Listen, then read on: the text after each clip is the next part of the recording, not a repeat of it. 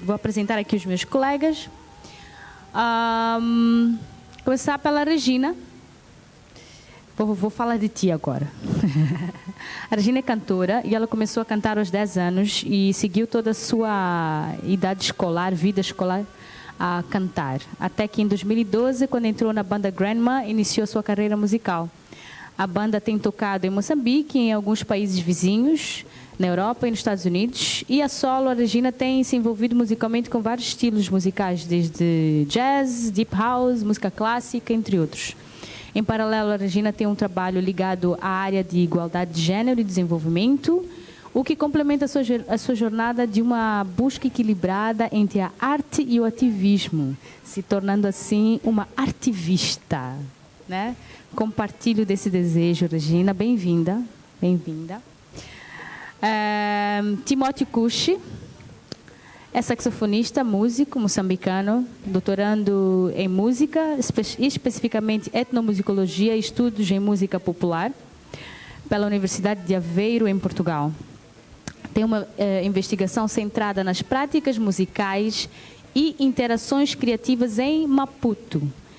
É também mestre de música pela mesma instituição e especialista em marketing e negócios internacionais pela Coimbra Business School, onde concluiu 3 pós-graduações em marketing digital e eventos e comunicação e em inteligência artificial para o marketing e vendas. Amigo, haja cérebro, muito bom. Licenciado em música pela ECA, na Universidade Eduardo Mondlane, passou também pela Universidade de Artes de Helsinki, no departamento de Jazz, Música Global e Gestão de Artes, Sociedade e Empreendedorismo Criativo. Os professores dele aqui na nossa terra, o professor dele é o professor Orlando, já estudou com Will Ramsay, da Alemanha, Jussi Kanaste, da Finlândia, João Martins, de Portugal, entre outros. E os seus domínios de interesse científico incluem a música popular moçambicana, processos colaborativos, interações criativas, migração, indústria da música, marketing, estudos pós-coloniais, bem como a música e dança como patrimônio imaterial. Muito a partilhar e eu vou querer ouvir um pouco das tuas experiências nessas colaborações. Bem-vindo, Timóteo. Agora, I'm going to introduce you in Portuguese. Yeah, Maggie? Maggie é irlandesa e britânica, baseada em Paris, com mais de 3 décadas de carreira na indústria musical. Iniciou a sua carreira em 89 na distribuidora francesa Mediaset, onde criou e liderou o departamento de promoção e comunicação. Em 92, cofundou a Night and Day, onde dirigiu a promoção e assumiu a gestão de selos internacionais nas áreas de world music e jazz, contribuindo para o sucesso de projetos como o Buena Vista Social Club, que é maravilhoso, que ganhou um disco duplo de platina na França, além de artistas como Mar Sosa, Marisa, Ludovico, Einaudi e O1. Em 2006, fundou a MDC com o objetivo de oferecer serviços de consultoria, estratégia, desenvolvimento artístico, marketing, comunicação e promoção para selos e artistas independentes, tanto na França quanto internacionalmente. Welcome, Maggie. So excited to hear what you have to share with us, eh? E para não menos importante, o nosso querido Nelson Tivani é um cantor, compositor moçambicano, dono da música Yavauela. Falei bem? Yavauela, boa. Membro do grupo Yababuluco Boys. Quem não conhece essa música? Quem não conhece está a perder. Em 2009, a aclamação no programa Fama Show deu a ele um ânimo e coragem para seguir a carreira musical. Ele foi membro do grupo Afro Majarra, onde conseguiu lançar músicas de sucesso como Xingomana e Anitta. Como compositor, já fez músicas para artistas como Burna Boy. Eu não vou citar todos, porque eram muitos. Eu escolhi assim, os mais bambambam. Burna Boy, Lisa James, Mr. Bau, Tima, Neymar, Zander Baronet, Puto Português, Maia Zuda, Chata Wale, Yemi Alade, Jai Prayasa, Jai Preza e Anya.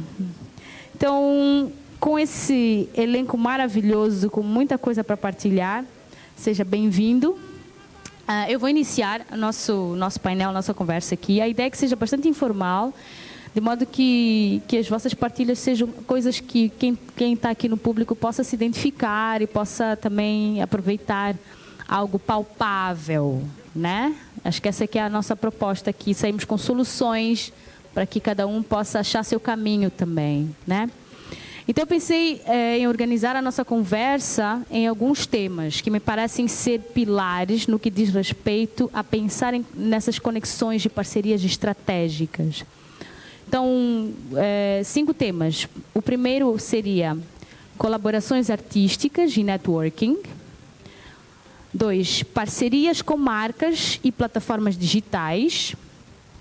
3, formalização e gestão de parcerias.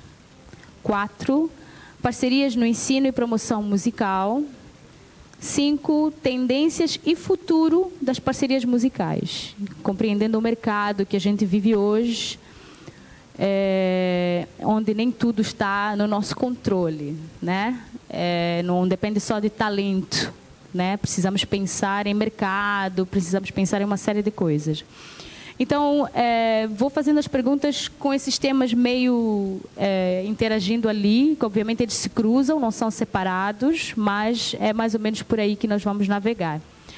Então, eu queria começar a minha primeira pergunta para a Regina, tá? Primeiro, queria que tu partilhasses um pouco a tua visão de quais é que tu achas que são os benefícios de colaborar, na tua experiência, com outros músicos e como que tu vês que isso pode ampliar a base de fãs e ampliar um público e tornar a tua música mais acessível para outras bolhas que às vezes só o teu recorte não poderia atingir. Como é que tu vês essa dinâmica? Boa tarde a todos e a todas. Obrigada mais uma vez, Asgo, pelo convite. Eu não sou muito de falar, prefiro mesmo estar a cantar, então vou ver se consigo expressar aqui como deve ser. Parcerias com outros artistas é muito importante. Olhando para mim como artista pessoalmente, não olhando nas parcerias assim no aspecto global, eu aprendo muito quando estou a trabalhar com outros artistas, principalmente artistas que não fazem o tipo de música que eu faço. Então, onde eu já aprendi mais, já tive mais experiências mais positivas, foi mesmo quando eu estava a trabalhar com artistas que estavam a cantar músicas em outras línguas que eu não conheço, com estilos de música que não cantava antes. É aí que eu sinto que eu cresço como artista. Então, só olhando para a parte de educação, como na arte, é muito, muito importante. Por exemplo, talvez um dia fazer uma colaboração aqui com este artista. Já trabalhei com o Timóteo no jazz, o Nelson talvez um dia. Para mim, isso deixa-me mais jovem como artista. Quanto mais faço algo desconfortável na arte, é aí quando eu aprendo mais. Olhando já para a parte o benefício como artista, eu acho que é normal esta perspectiva de que, ok, se eu fazer uma parceria com um artista que tem uma outra base de fãs, eu também vou ganhar e vice-versa. Mas, olhando estrategicamente, acho que faz sentido quando existe uma energia entre os dois artistas. Não pode ser só, ele é famoso, então vou trabalhar com ele. Acho que o importante é ter mesmo uma espécie, não necessariamente amizade, mas sentar com a pessoa. Será que eu dou-me bem com esta pessoa? Será que a nossa mensagem é mais ou menos a mesma ou semelhante? Isto para mim é muito mais importante. Uma parceria que nós tivemos, que foi, acho que as pessoas não estavam à espera, era com o Nelson Yashung. Ele canta R&B, quizombas, e eu já conhecia, assim, das festas, falávamos, gosto da tua música, também gosto. Ele estava a tocar online, uma música que parecia meio reggae. Disse, essa música é bonita. Disse, queres fazer juntos? Ok, vamos lá fazer. E foi uma experiência fantástica. Nós descobrimos que temos muito mais em comum que pensávamos e na lista de músicas dos Grandma, que é a minha banda, é a música mais... Eu tinha escrito aqui muita coisa que era para apresentar e para mim e fiz uma reflexão sobre o meu processo acadêmico. Eu iniciei a minha formação, fiz a licenciatura. Na licenciatura conheci professores portugueses e hoje eu vejo o impacto disso. Vieram para cá para dar aulas em 2008 e naquele momento eu levei os professores para assistirem concertos no Gil Vicente, no Polana, em vários sítios. Depois, quando eu quis candidatar-me à Universidade de Aveiro, esses professores é que apoiaram-me para entrar lá. No início não foi uma coisa tipo definida estrategicamente, mas foi mesmo esta hospitalidade, essa troca mútua que definiu o processo contínuo. Hoje, quando eu trabalho mesmo com os músicos com quem trabalho, muitas das vezes eu não coloco em primeiro lugar o orçamento que está em causa. É importante colocar isso, mas às vezes qual é o valor que aquele concerto vai agregar para mim como indivíduo, como profissional da música e também como académico. Então, isso para mim define muito na questão de selecionar parcerias. E eu até antes de nós conversarmos, quando cheguei aqui, eu vi uma pessoa que eu disse um exemplo, duas pessoas que são exemplos claros de parcerias. E uma delas é o Tio Azim, Tio Az. Quando nós vamos verificar a história do Panza, um dos músicos desta geração da Orquestra Maravena, que iniciou a colaboração com os músicos de Panza, foi Tio Az. Eu recordo-me da parceria com o DJ Ardiles, com esses outros. E é um exemplo claro desta parceria. Temos também o Stuart. Então, acho que, para mim, eu defino primeiro esta questão de saber ter o retorno em termos de pessoas, depois a proatividade. Tipo, muitos de nós, às vezes, ficamos à espera que as coisas venham bater à nossa porta, mas, às vezes, é preciso saber que responder o e-mail, mandar o e-mail, dar um feedback, do nada as coisas acontecem. Então, acho que não sei se... Maravilhoso, ótimo, é isso mesmo. E acho que deixa entender mesmo esse lugar de que a música, ela está, e ela é uma oportunidade para encontro, né? Para troca. Dito isso, eu quero passar para a Magui. Queria ouvir um pouco sobre o lado do business, de alguma forma, né? A importância do networking na construção de uma carreira musical sustentável e até um certo ponto sólida. Eu sinto, como moçambicana, vou dar o exemplo do Stuart, enfim, porque sou mais próxima dele, enfim, participei na banda dele, então acompanho desde aquilo que a minha geração conseguiu pegar até hoje, né?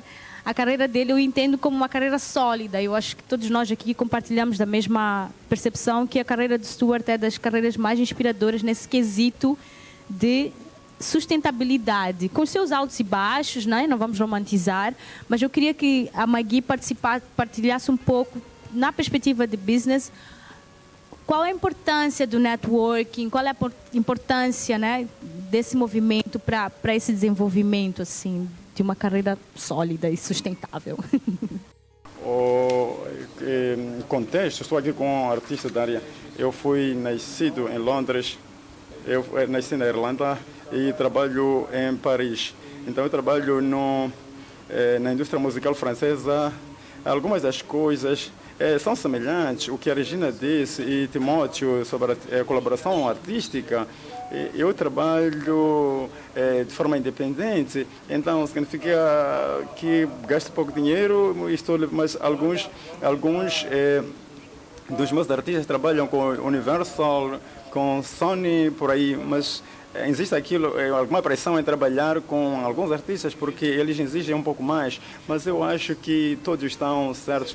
E se não existe nenhuma atração natural, uma mensagem natural ou uma linguagem musical que vocês partilham,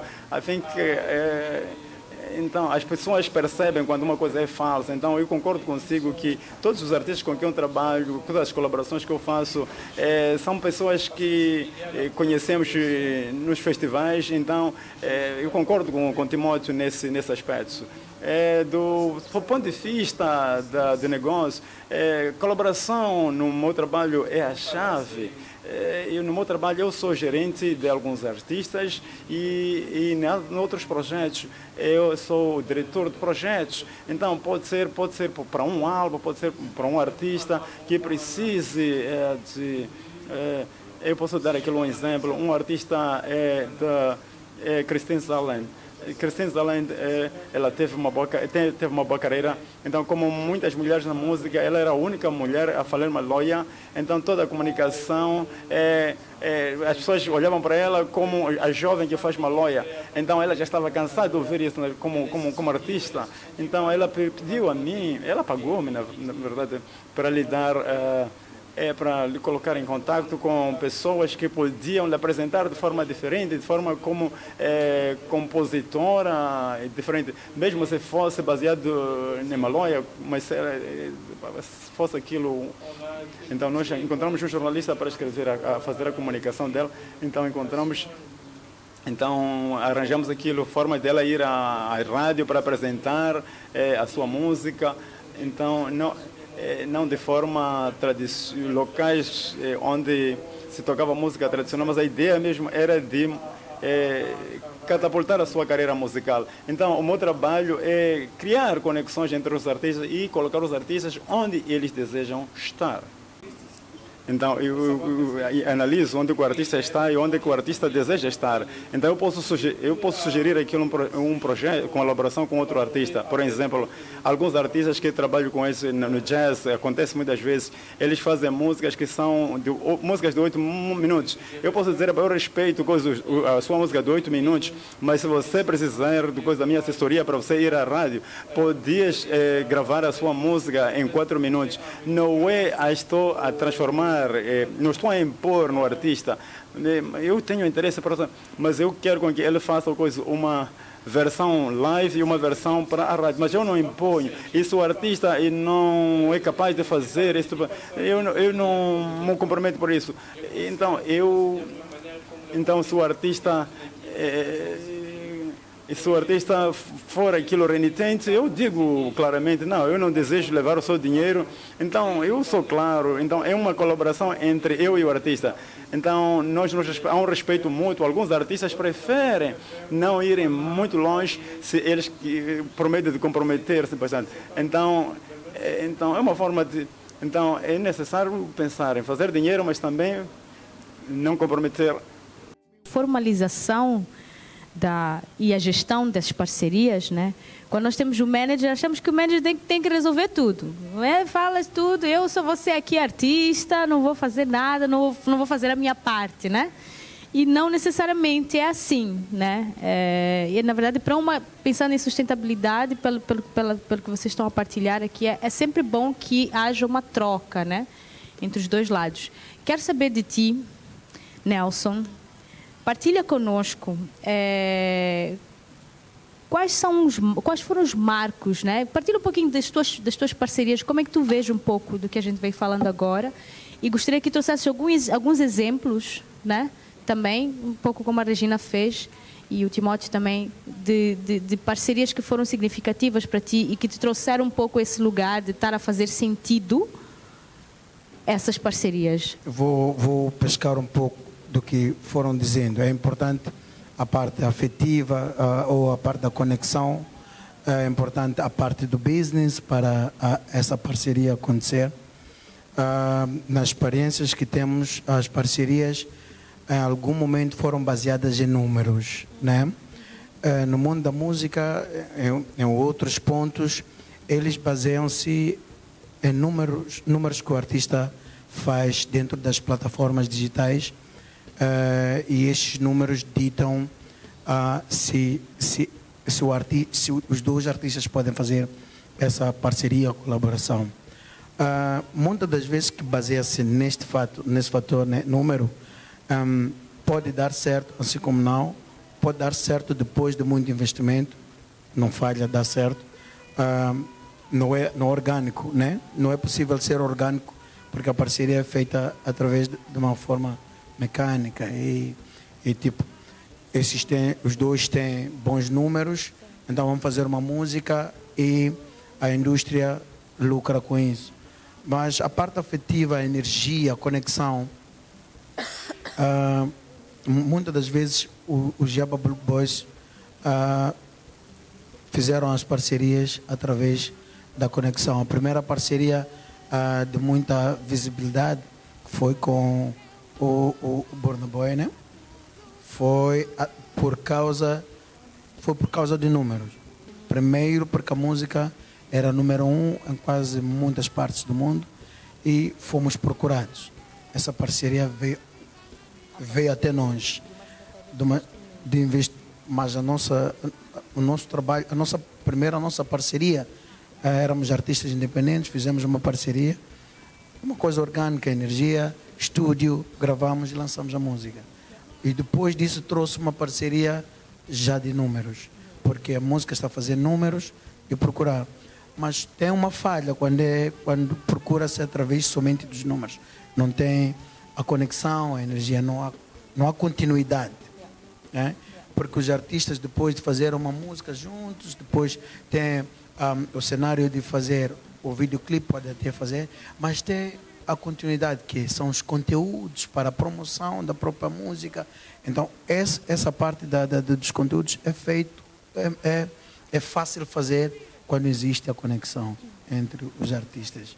Então, conosco funciona a conexão e as duas partes estão a funcionar, mas era só para trazer essa parte da indústria dos números, que depois tem uma falha da continuidade por causa disso.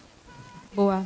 Isso é uma partilha ótima, né? Porque é interessante isso, pensar que a indústria musical tem vários recortes, né?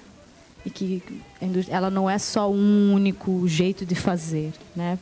É muito ótima essa tua partilha. Eu queria que partilhasses um pouco eu fiquei a pensar aqui quais, né, nessa visão de parcerias arriscadas, né, que pode dar certo ou não, e que para que não dê errado existe todo um movimento, então um esforço. Queria que partilhasse um pouco um pensamento sobre quais achas que são os riscos ou benefícios de associar então a tua imagem como artista, a tua marca artística, a certas marcas comerciais, né? Quais são os riscos que tu vês, considerando esse lugar da integridade, considerando, enfim, algumas variantes? O que é que tu pensas sobre isso? Um pouquinho. Acho que os riscos são um pouco mais óbvios. Não pode-se associar, por exemplo, um artista de gospel com uma marca de bebidas, por exemplo. Isso acaba ferindo aquilo que é o princípio moral dessa pessoa.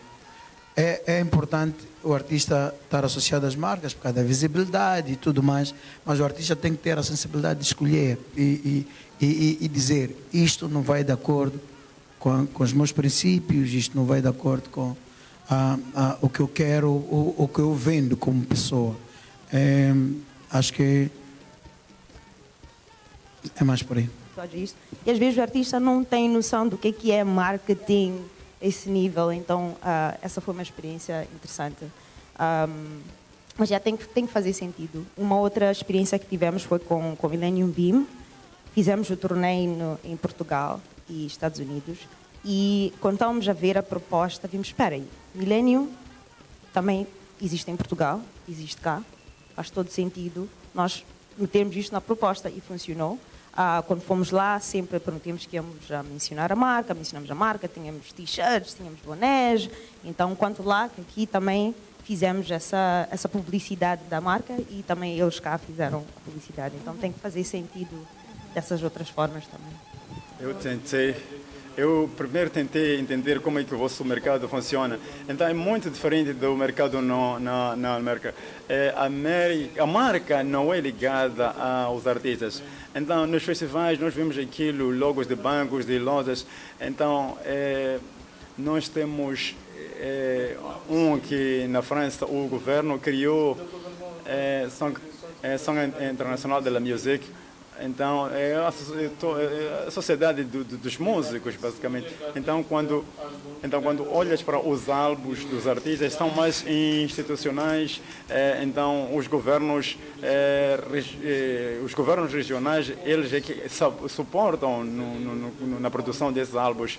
Então, o tipo de artistas com os quais eu trabalho são mais institucionais do que de marcas.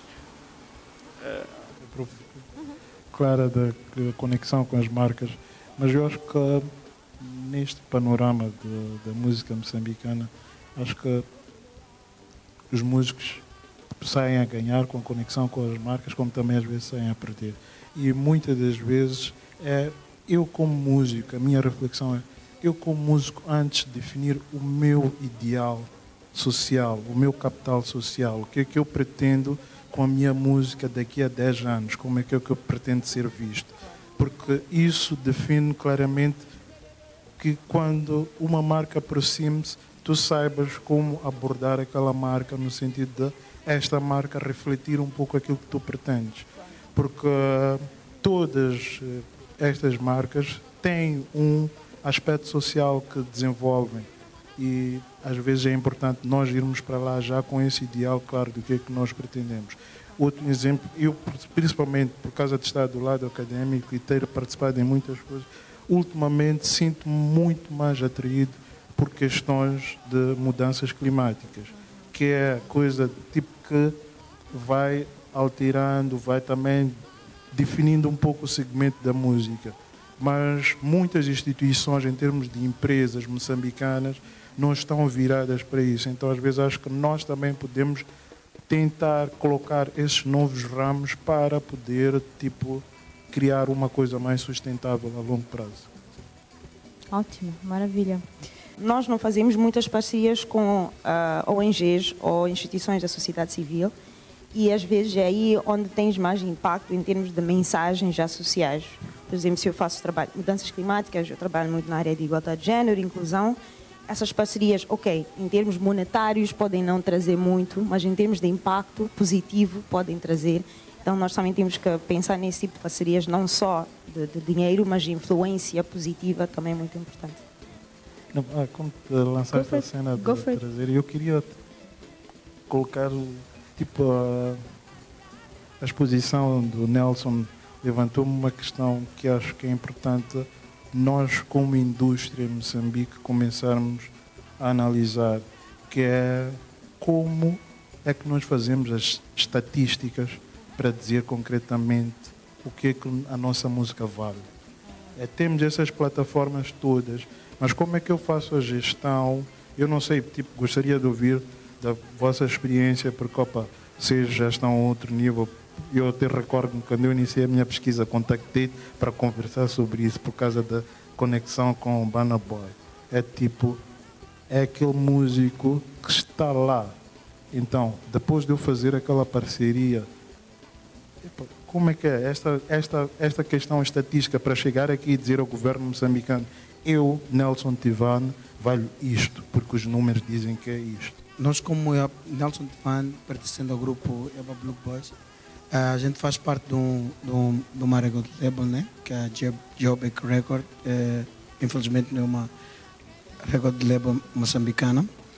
E a nossa música está em plataformas digitais. Toda a nossa música é vendida nas plataformas digitais, no streaming, né? O primeiro dado do valor do artista são os números que faz dentro das plataformas digitais. Os números que faz. O segundo dado é já o perfil do artista. O que é que vende o artista? Nós vendemos a nossa cultura, vendemos Moçambique, vendemos em todos os cantos onde a gente vai. Podemos ir e já fomos, né? Às instituições nacionais apresentar, né? Eles pagam o cachê, mas há uma porcentagem que deve ir por causa da execução daquela música dentro daquele local. O artista vai tocar as músicas dele como artista.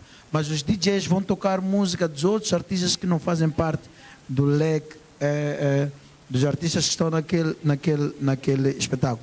Esses têm direito de receber o valor deles, por causa da obra deles está a ser usada naquele lugar. O videoclipe, quando passa na televisão, qualquer que seja o canal televisivo, deve, a posterior, acho que deveria ser final do mês, ok? Transferir-se uma fasquia, não sei se assim se diz, mas um valor para essas instituições que cobram os direitos autorais. Outrora, acho que ainda existe, que é a Somas, acho que esse era o trabalho da Somas, mas eu, em particular, nunca senti a presença. Desculpa se está aqui alguém da Somas, nada contra, mas nunca senti a presença. Mas esses jovens estão mais atualizados, estão mais conectados, né, com o mundo, porque uma sociedade de direitos não tem que ser uma sociedade local, somente local. Ela tem que estar vinculada com outras sociedades para fazer exchange do dinheiro, porque há artistas de fora que tocam aqui, precisa-se que o dinheiro daqui, dos artistas saia daqui para lá, e ele também tenha o seu parceiro lá que possa recolher e trazer aqui. Então é mais por aí. Maravilhoso, porque isso é exatamente isso, parcerias estratégicas, né? Exatamente, parcerias estratégicas que movimentam exatamente a economia e a indústria musical. Parece muitas vezes que o videoclipe que nós estamos a ver na televisão, nós como artistas achamos que estão-nos a fazer um favor para divulgar a nossa arte. Estou a pedir passar meu videoclipe ali para passar a nossa arte. Mas no fundo existe um investimento que eu fiz para aquele videoclipe. Então eu de alguma forma estou a trabalhar ali, quando vocês estão a ver o videoclipe. Eu estou a jobar, né? Então faz sentido que eu também receba por isso. Não é um cachê, obviamente, mas teve um investimento que aconteceu ali. E não é só a visibilidade, é isso como tu disseste. Tem muitos números, mas os números não pagam contas, né? Os números não pagam contas, eles dão visibilidade, tá? Popularidade, que quem sabe pode se reverter em shows, quem sabe, e é esse quem sabe que nós estamos a tentar evitar para que os artistas também possam comer, né? Então, Maggie, please. Yes. Check the floor. Eu estou no negócio há mais de 35 anos, eu penso que então, o streaming começou há 10 anos. Então, há 25 anos, antes, os músicos faziam o seu dinheiro. Eles vendiam disco vinil, CDs e nos espetáculos. Então, eles estavam muito bem. O que aconteceu ali na Europa é que o problema é que todos os meus artistas que são mais de 40, que eram acima de 40, então eles fizeram muito trabalho. Então, mas eles não tinham feito nenhum trabalho nas redes sociais, não promoveram a sua imagem, não se comunicaram com o seu público diretamente, porque éramos nós a fazermos isso. Nós tínhamos dinheiro suficiente para fazer tudo e mesmo assim as estatísticas, os números são mais importantes aqui em Moçambique, mas ainda é muito importante também na Europa, porque as pessoas julgam. E se eu vou para um grande festival ou uma grande gravadora, eu tenho um grande artista, ele é muito bom, ele quer 5 mil euros, quer 10 mil euros. Então, quando eles olham para o seu Facebook, os seguidores olham para o Spotify, só tem pouca gente. Então, poxa, se ele é muito bom, mas isso não mostra, então não basta dizer que ele é um bom atriz. Então tem que ser visível que o artista ele está a investir em si mesmo. Então é por isso, então nessas parcerias nós podemos entender que o trabalho do artista é muito mais crucial do que antes. Então no passado eles podiam compor e depois estarem ali a relaxar, mas agora eu tenho que dizer as pessoas estão acima de 40 ou 45. Então quando você está no estúdio, no palco a dançar ali, peça alguém fazer uma imagem sua e depois você posta isso aí, isso vai te ajudar a divulgação da sua imagem. Então, porque a ideia é preciso fazer dinheiro. Então é muito trabalho que os artistas têm hoje em dia. Então, coletar aqueles direitos dos artistas. Muitos artistas com quem eu trabalho, eu digo 50% do seu salário, então vem dos seus direitos, dessas da atuação nas rádios também ou nos concertos. Então, se calhar 30% de coisa dos torneios, se calhar 20% da venda dos álbuns. Então, mesmo se você tenham isto organizado aqui em Moçambique, então não é suficiente para vocês terem aquilo, receitas. Comentar algo que eu ouço muitas das vezes, nós dizermos que em Moçambique não temos indústria musical. Eu não concordo muito com isso. Eu acho que o que nós não temos é pessoal qualificado para gerir a indústria musical moçambicana. Gerir e ampliar. E isto é uma coisa para mim caricata, é que todos os anos o Instituto Nacional de Estatística produz um documento chamado Estatística Nacional da Cultura. E todos os anos, neste livro, que é a Estatística Nacional da Cultura, os únicos dados que aparecem são os dados da Escola Nacional de Música, a Escola de Artes Visuais. E isto tudo acontece porque estas pessoas que têm que recolher estes dados, a minha visão é que eles não têm, talvez, essa abrangência do que é esta coisa chamada indústria cultural ou indústria musical. Eles não vão atrás desses dados para poder justificar concretamente como é que esta indústria está estruturada em Moçambique. E outra coisa, por que eu defendo isso? É que muitas das vezes nós olhamos para a indústria e queremos pegar aqueles modelos que existem em Londres, França, nos Estados Unidos e dizer que este é um modelo ideal para Moçambique. Eu acho que o modelo de Moçambique deve ser o seu próprio modelo. Por exemplo, eu estou em Portugal e eu digo, pela minha visão, na cidade onde eu estou, em Portugal, a cidade de Maputo tem mais atividade de música ao vivo do que muitas cidades europeias, por exemplo. E é tipo, há músicos que durante a semana fazem muito dinheiro só de música ao vivo. E quem faz esse levantamento estatístico para chegar à Assembleia poder justificar claramente que devemos organizar isso? Eu vi por exemplo, agora temos esta nova sociedade de direitos autorais. Eu sempre me pergunto, por que foi criada uma nova sociedade se já existia outra? É do tipo, está bem, temos outra sociedade. Quais são os problemas que existiam, por exemplo, nas Somas, que podem continuar na nova sociedade? Porque temos um problema estrutural que é um problema político. Eu acho que este problema político de poder impactar e fazer com que os órgãos principais entendam a necessidade de estruturar é importante. Por isso é que eu perguntava ao Nelson Tivano quais são os números. Porque, sinceramente, eu acho que o Yaba Blue Boys, o Nelson Tivano, é um caso de estudo importante para a indústria musical moçambicana.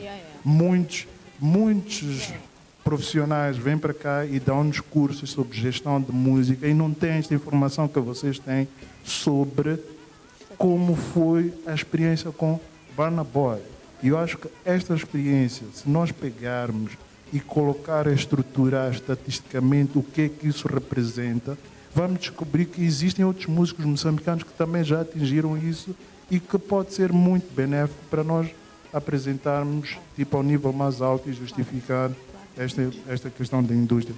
E, só para terminar, eu acho que também nós, como Moçambique, talvez neste nosso sistema de indústria musical, acho que nós não devemos ficar reféns da questão de dizer, opa, já não se vende CDs, sabendo que o nosso público ainda prefere CDs. O que é que está a acontecer? Nós estamos a adotar aquilo que os outros já padronizaram e estamos a dizer que é assim como o nosso mercado deve funcionar.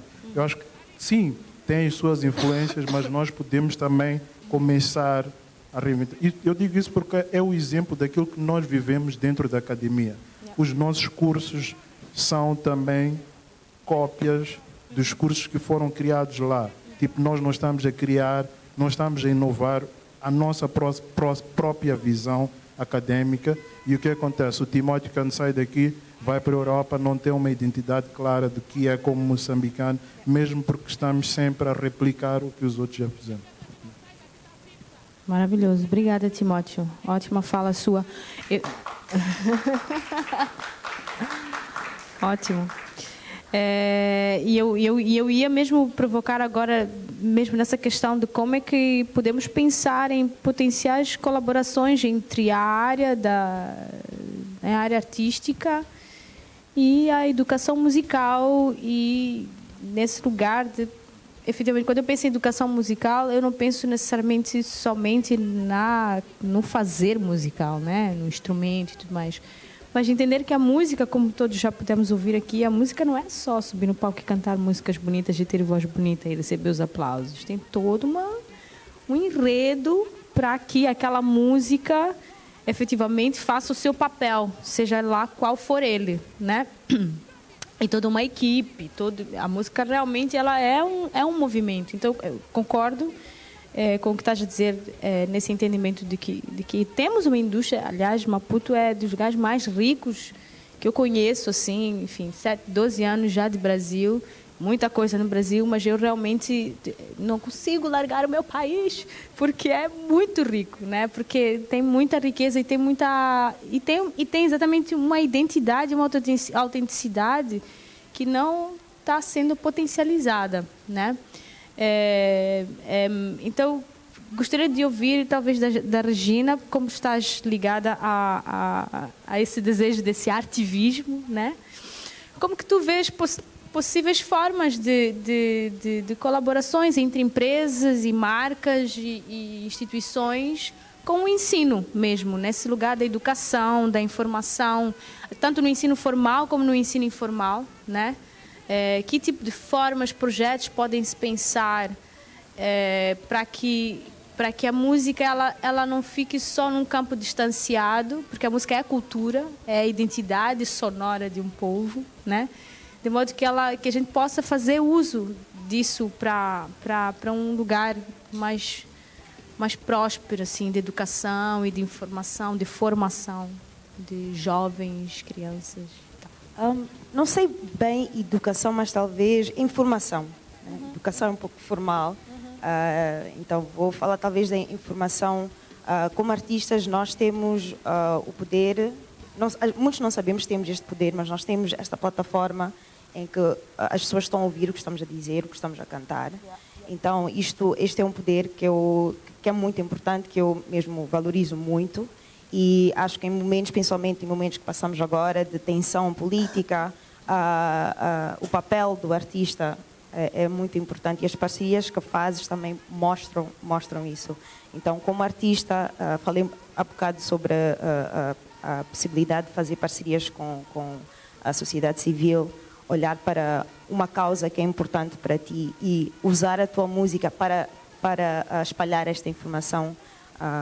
Músicas que têm a ver com, se tens uma paixão pela justiça social, a pessoa está a ouvir a música, está a escutar, de repente percebe-se que está a falar, o que é que está a falar? Então, é por aí onde a informação pode chegar mais longe do que sentar numa sala de aulas. Porque é importante sentar numa sala de aulas, mas é o poder que a música tem. Então, esse tipo de ativismo também é muito importante. Perceber que tens este poder de espalhar a informação.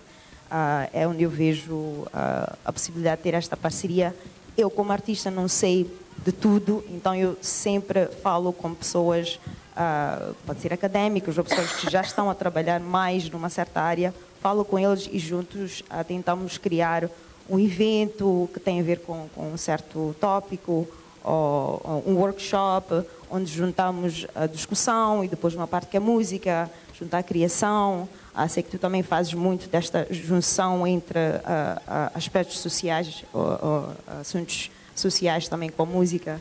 Então, a partilha de informação com a música é muito importante e não podemos esquecer que nós temos um grande poder com este microfone na mão para espalhar informação. Maravilha. Positivo. Alguém mais quer partilhar um pouco de ideias sobre esse tema? Sim, go for it. Yeah. Sim, então.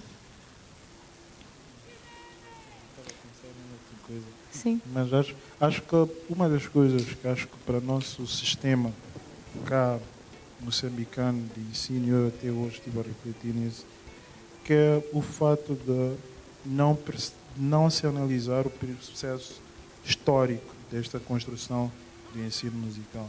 Em termos anteriores, foi criada uma instituição que estava centralizada, a Escola Nacional, Escola de Música, a Escola de Artes Visuais, a Escola de Dança. E hoje aquilo foi tudo separado. O investimento que o Estado tem que fazer para manter a Escola Nacional de Música, a Escola de Dança, é um investimento enorme que hoje estas instituições debatem-se com o fator de todas, a maior parte delas, estarem capacitadas ou terem competências para darem uma formação de nível básico. Dá uma formação de nível básico, mas a procura que o mercado tem hoje, a procura é mais numa formação mais avançada de nível médio. Neste sentido, eu acho que uma parceria estratégica destas instituições, no sentido de criar-se uma instituição de âmbito nacional que tenha polos no sul, centro e norte, poderia ser mais benéfico e todo o investimento seria direcionado para ali. Eu vejo isso por causa do exemplo, a experiência que tive de visitar a Finlândia, onde tem a Universidade de Artes, que é uma instituição que é a junção da Faculdade da Academia de Teatro com a Sibelius Academy. Eles juntaram e criaram uma única universidade e cria muito mais peso nisso. Em Portugal nós temos uma coisa que se chama Instituto de Etnomusicologia, que tem 3 polos, em Lisboa, Aveiro e no Porto. Mas isto tudo está centralizado. Hoje nós aqui, por exemplo, quando vamos falar das universidades, temos a Universidade Eduardo Mondlane, que tem um curso de música e o curso de teatro. Depois a UP tem um curso de artes cênicas. O ISARC tem um curso de dança, gestão cultural. Todos nós vamos bater a mesma porta da União Europeia, vamos bater a mesma porta. Acho que se pudesse ter uma instituição única, ia contribuir. É a minha visão, não estou. É tipo contribuir no sentido de ter uma instituição mais forte em que todo o investimento seria ali capitalizado e assim contribuiria também para criar polos mais fortes de investigação, porque hoje nós temos uma situação de a Escola Nacional de Música quer desenvolver uma pesquisa, não reúne competências, tem que pedir parceria. Claro, é benéfico, mas isto depois faz com que o processo leve mais tempo e há custos envolvidos. Acho que, estrategicamente, para ensino, acho que esta seria a minha proposta. A carreira seja um sucesso. Ela trabalha com músicos independentes, mas ela tem uma record label, né? Tem vários parceiros que trabalham com ela para que os artistas dela possam estar em lugares ou assim adiante. Então, para os futuros artistas, vamos começar assim e procurar parceiros que podem nos ajudar a conectar-se. Yeah, it's a funny. Assim que estava a falar acerca de Beyoncé, um dos meus artistas é da Argélia, Swat Massi, e ela fez um álbum e ela queria gravar uma música chamada Hot, e ela trabalhava com uma banda americana, então um músico de country, ela tornou aquela música muito popular e Sony Music não conseguiu aquilo que nós queríamos.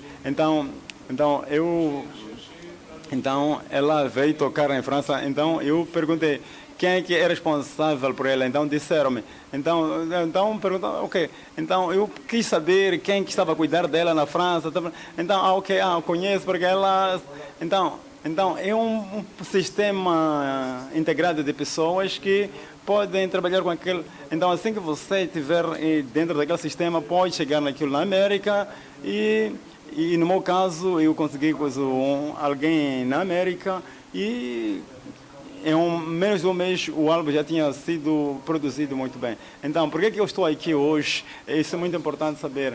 É porque há 15 anos atrás, alguém de Ilhas de Reunião, ele disse, eu trabalhei com a banda de África do Sul e Moçambique, eu conheci o Paulo Chibanga e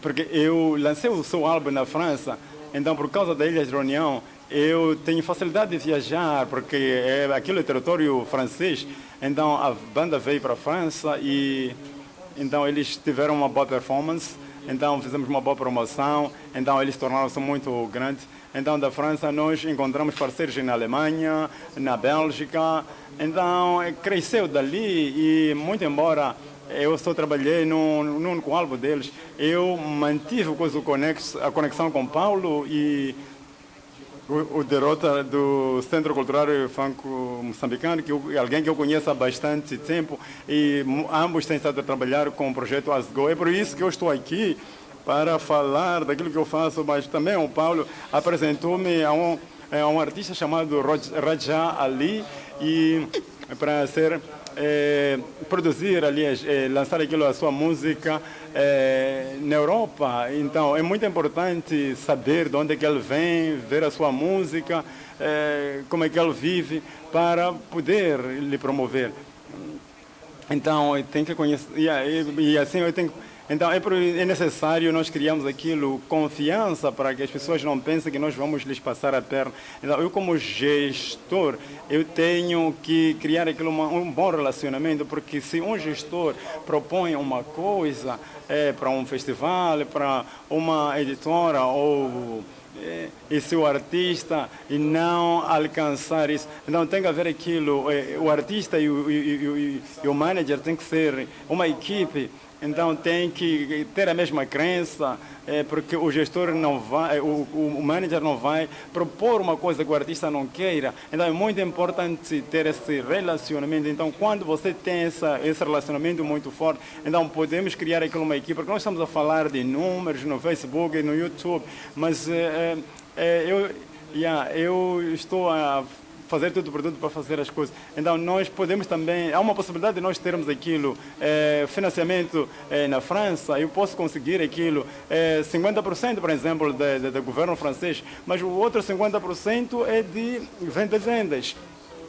Então eu vou pagar a empresa para fazer aquilo, a estratégia, mas o artista tem que fazer aquilo, a foto, o vídeo. Então é preciso ter aqui uma boa equipe de pessoas que saibam o que estão a fazer. Então, no mundo independente, tem que saber fazer isso com muito pouco dinheiro. Nunca temos dinheiro suficiente, então é sempre bom saber como é que tu podes fazer isso com pouco dinheiro. Então, tens de ter uma boa equipe e fazer aquilo uma campanha. Então, eu estou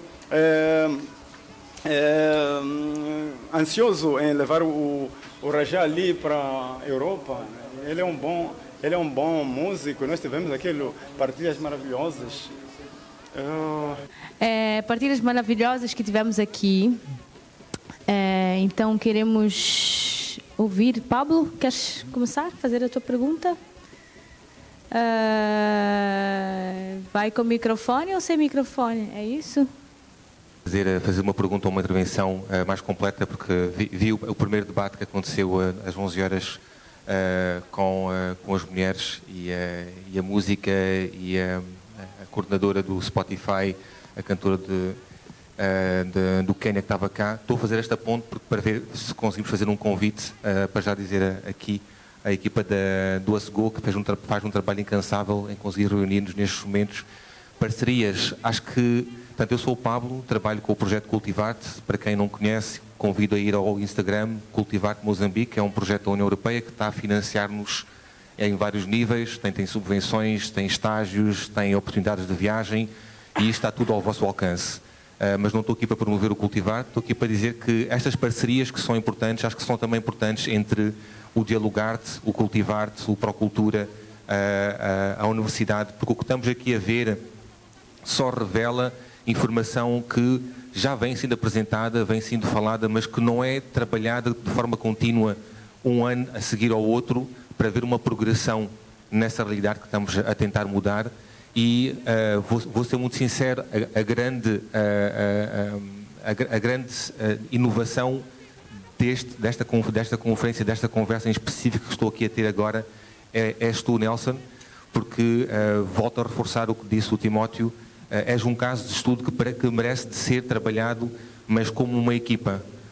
E isso ter o Ministério da Educação e Cultura, que trabalha nos direitos autorais, nós estamos a chegar ontem de uma conferência que fizemos em Vilanculo sobre direitos autorais, em que o Ministério, ao apresentar, portanto, uma lei que já existe desde 2018, com um regulamento que está agora a ser implementado, promove os direitos autorais, mas depois, só em resposta à Sociedade Moçambicana de Direitos Autorais e a SOMAS e outras, a questão nos direitos autorais, por exemplo, é o mecanismo, o software, o sistema que lê a onda, que lê o algoritmo, que identifica que está a ser utilizado um direito, que consegue transmitir essa informação para a Sociedade Moçambicana de Direitos Autorais, que consegue transformar isto em algo válido juridicamente para depois gerar um pagamento e esse pagamento depois poder chegar.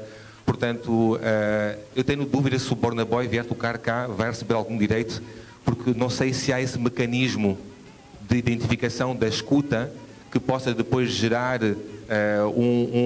uma ação ao nível do contrato que ele tem, que vai o proteger da música.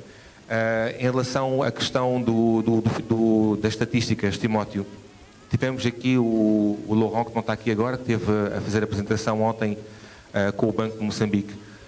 O nosso projeto é financiado pela União Europeia. São 5 milhões de euros que entraram para Moçambique para fortalecer a indústria cultural e criativa em Moçambique.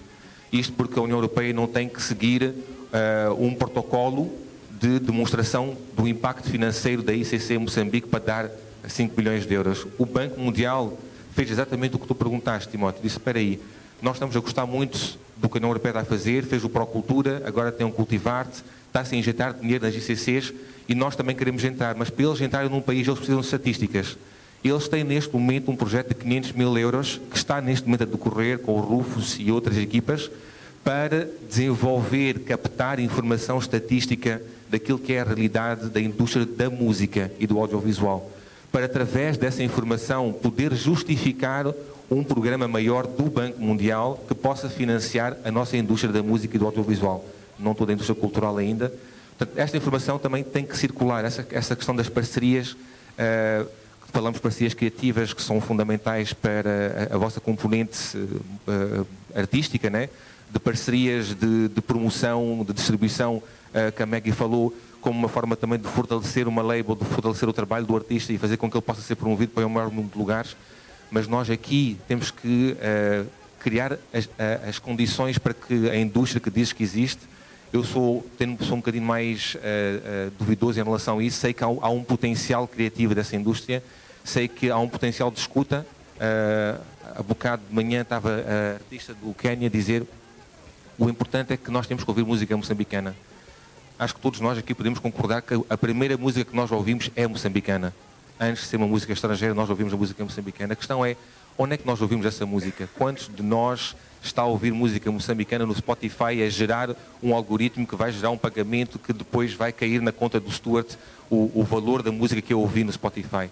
A maioria de nós que ouve música moçambicana não ouve em canais oficiais, não ouve em canais que estão instrumentalizados de forma a gerar, a captar esse direito autoral e a transmitir esse direito de autor depois ao seu autor. A questão do contrato, eu tive uma conversa, sem também mencionar nomes, com um dos maiores produtores moçambicanos e eu não sabia, ele estava-me a dizer, Pablo, eu para esta música sabes que não fiz o registro ainda, para aquela música não tenho contrato. Eu disse, mas espera aí, tu na tua música não dizes quem é o compositor, quem é o arranjista, quem é não sei quantos, e aquela música está a passar, tem músicas que estão a passar no Spotify neste momento, de músicos grandes, para o qual eu posso dizer, não há contrato assinado. Ninguém sabe de quem é o direito de quê. Tanto mesmo se o Spotify quisesse pagar o direito a alguém, não tem como chegar a essa pessoa porque não tem um contrato assinado, não tem um registro feito. Então, a minha intervenção era mais no sentido de um convite aqui aos nossos companheiros do ASEGO, com quem trabalhamos também, aos nossos companheiros do Franco Moçambicano, com quem também somos parceiros. Vamos fazer agora um fórum no final do mês de junho, onde vocês vão se sentar junto connosco para falarmos do mesmo assunto, não é? Estão a perceber? Mas estou a ser sincero, não é? Vamos falar do mesmo assunto e vamos abordar as mesmas questões, com os mesmos problemas, com as mesmas soluções. Daqui a um ano vai acontecer a mesma coisa, atenção. Então, para evitarmos isto, é mesmo haver um convite geral para tentarmos capitalizar este conhecimento que está a ser extraído destas pequenas intervenções de 1 hora, em que cada um de vocês está a trazer um conhecimento que tem um valor imensurável, para criarmos depois, eventualmente, à medida que vamos compilando este conhecimento e transformando em estratégia mesmo, em verdadeira estratégia, conseguir com que o mercado da música tenha realmente uma capacidade de, saber identificar os direitos autorais que estão a ser utilizados. 2, saber identificar dentro desses direitos a repartição dos direitos contratuais ao nível legal. 3, haver um mecanismo, um software, como existe o Shazam, que todos temos aqui agora, que identifica uma música rapidamente. Haver um mecanismo de identificação de que esse direito autoral está a ser utilizado. E o último, obviamente, haver uma capacidade de redistribuição destes rendimentos, destas receitas, de forma equitativa para toda a gente. Mas isto aqui só vai poder avançar se nos sentarmos todos, aqueles que estão, por um lado, como o Nelson, detentores de uma informação que nós não temos, por outro lado, o ASGO, que tem essa capacidade de reunir-nos, e nós que temos uma capacidade de poder financiar um estudo como este. Obrigado e desculpe ter-me alongado. Totalmente internacionais, temos o Picasso e tantos outros eventos que acontecem. Temos o Nelson Tivani. Eu não sei se o Nelson Tivani já consegue dizer quantas vezes já foi atuar num show do Picasso, ou porque os promotores, eles não, como é que eu posso dizer, eles não valorizam aquilo que é a nossa cultura nacional, não respeitam nós como artistas, porque dizer que só tem Scott Mapuma, tantos outros artistas que vêm atuar, tem muita boa música em Moçambique, mas nós não vemos essa música a ser publicitada, a ser representada, a ser respeitada. Era isso o meu conteúdo. Tem responsabilidade social, mas ele faz aquilo que é o foco dele. Ele quer dinheiro. A culpa pode não ser no seu todo do Picasso, mas das leis ou das pessoas que regulam como é que funciona a própria indústria, os artistas que vêm a Moçambique, como é que funciona. Por exemplo, podia existir uma lei que diz, se vem um artista internacional, 10 artistas têm que ser moçambicanos, né? E tem que ser pagos como deve ser. Então, mas a culpa não é dos homens de negócio. Só para não entrar muito nisso, só quero clarificar que esse não é um problema propriamente dos promotores, nem dos artistas, porque os artistas já fazem música, boa música. Moçambicanos fazem boa música. Os promotores têm a plataforma, mas ninguém regula, né? Tá bem? Obrigado. O facto de haver concertos e Maputo ser uma cidade com muitas coisas não quer dizer que seja isso, realmente isso que está a acontecer, que esta indústria esteja a acontecer. Moçambique é vasto, é enorme, isso é o primeiro fator. Depois, uma indústria pressupõe dinheiro, pressupõe financiamento, a circulação de dinheiro, porque é a parte comercial. Portanto, essa indústria pressupõe, e não há dinheiro nesta indústria. E eu acho que a cadeia de valores que compreende essa indústria criativa que nós queremos que exista, não existe. A cadeia de valores não está preenchida. Tens muitos artistas, muitos, não tens promotores de espetáculo. Tu tens aqui pseudo-promotores de espetáculos. Fora as casas que são casas sérias, que têm uma programação, a única casa que tu tens, Maputo, com uma programação credível continua a ser o Centro Cultural Franco-Moçambicano. Não tens mais nada. O resto são coisas que acontecem por força da natureza, porque acontecem porque tu tens que comer amanhã. Não tens como. Tu tens que ir tocar. Tens de tocar a um bar, tens que ir tocar e ganhar os 1000 meticais, muitas vezes 2000 meticais, que é para... Isso é força daquilo que é a natureza das pessoas a tentarem fazer acontecer. Mas a indústria criativa não existe em Moçambique. Quer dizer, se nós quisermos falar a sério de uma indústria e quisermos começar a competir com a Europa, com os Estados Unidos e com outros países da África, como a África do Sul e como a Nigéria, a circulação financeira é muito mais aguerrida, muito mais forte do que... Quer dizer, nem é a comparação, porque não existe. O dinheiro não anda. Olha, é só fazermos uma comparação, por exemplo, entre a indústria da construção, em que tu tens quem fabrica todos os materiais para a construção, tens as lojas que vendem, e depois tens quem constrói as casas, depois tens quem compra as casas, e aquele dinheiro circula nesta indústria. Então, transporta isso para a indústria cultural e vê se isso acontece. Não acontece, porque o dinheiro, da mesma forma que sai, que entra, esse dinheiro todo, esse bolo volta a sair e não entra mais. Então, quando um promotor quer fazer um concerto, tende sempre ir buscar patrocínios para fazer. Mas não é disso. A indústria devia movimentar-se por si só. com o dinheiro que circula entre ela e não ir buscar dinheiro fora. O dinheiro que viesse de fora seria um lucro, seria uma mais-valia para conseguirmos desenvolver a indústria para um outro nível. Mas a indústria por si tem de funcionar com o dinheiro que rola nela mesmo. Estás a ver? E aqui não há nenhum empresário. Para eu discutir um cachê com qualquer promotor aqui, é um problema. Quer dizer, até o último momento, até tu receberes o dinheiro, tu não sabes se vais receber ou se o concerto vai acontecer. Nunca sabes disso.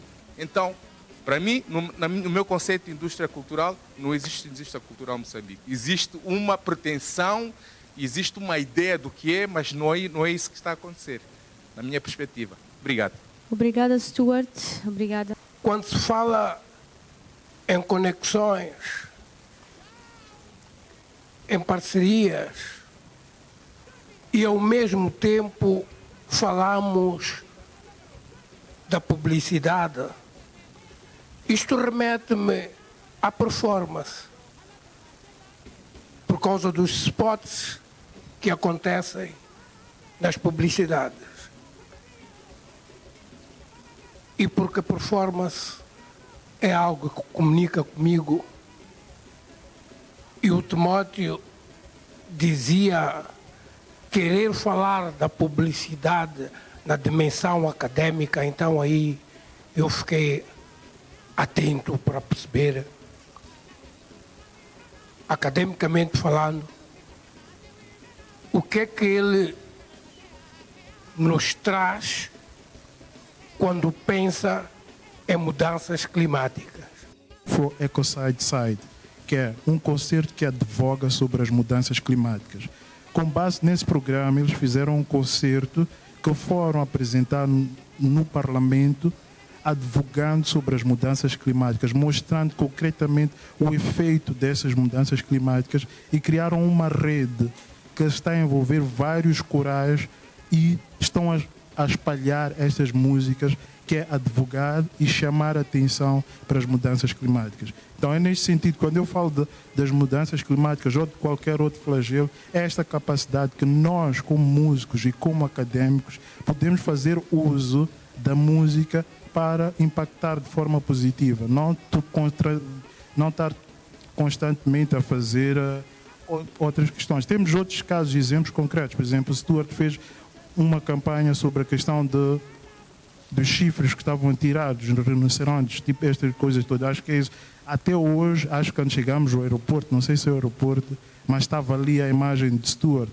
Aquilo é uma atividade que nós, como músicos, devemos desenvolver.